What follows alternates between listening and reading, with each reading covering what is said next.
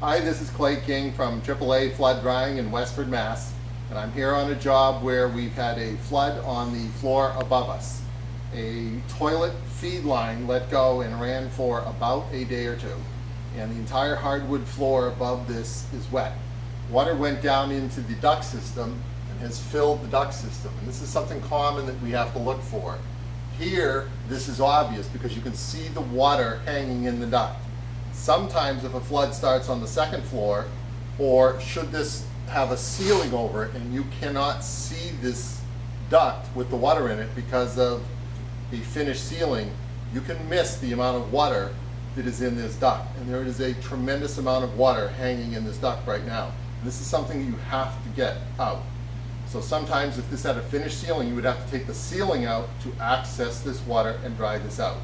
I'm now going to cut this open and you will see how much water is trapped in one of these ductwork runs.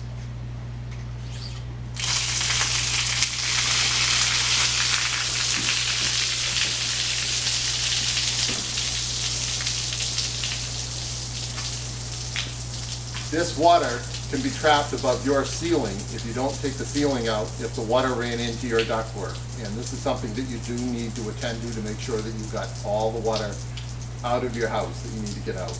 Clay King, AAA Flood Drying.